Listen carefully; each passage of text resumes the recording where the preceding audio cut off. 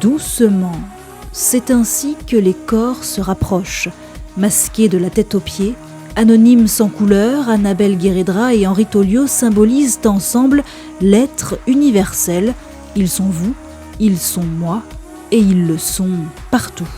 L'intérêt de cette performance, c'est d'investir des espaces publics in situ et d'interroger le regard de badauds qui à ce moment-là deviennent spectateurs. On n'apparaît pas avec une identité et avec un visage et surtout aussi on ne parle pas. Donc on est vraiment dans du slow motion, du mouvement très très lent et du coup on interroge le regard. Un regard intrigué. De Pointe-à-Pitre à New York, le duo a réalisé sa lente parade nuptiale iguanesque dans près d'une dizaine de décors. Des rues, des cafés, des aéroports, et chaque fois, les réactions du public les surprennent. On s'était dit que bon, les Américains ils ont l'habitude de voir plein de choses, donc ils ne seront pas étonnés, ça se trouve, ils vont faire passer leur chemin, etc.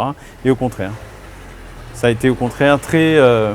les gens ont été tout de suite avec nous ont sollicité, on fait des photos. Du fait qu'on n'ait plus de visage, plus rien, on est dans une forme aussi de vulnérabilité et les gens, du coup, osent nous toucher, osent même aussi carrément nous prendre en charge, nous donner à boire, à manger.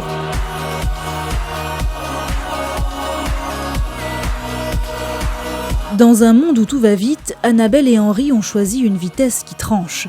Dans un monde qui manque d'amour, ils échangent des câlins publics, le tout sous l'œil averti d'un vidéaste pour que de cet art corporel naisse l'art de l'image. Dans ce que nous réalisons, souvent il y a une traduction visuelle, en tout cas soit c'est du documentaire, soit c'est de la création, une vidéo performance. Des images qui ne resteront pas au placard car les têtes créatives de ces deux artistes sont pleines de projets. On va déjà présenter les premières étapes, c'est-à-dire ce que nous avons fait en Guadeloupe et ce que nous avons fait à New York dans une belle expo.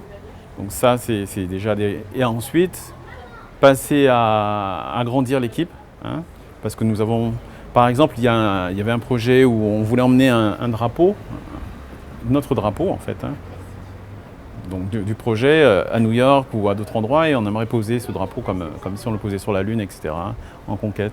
Donc ça fait partie des éléments à venir.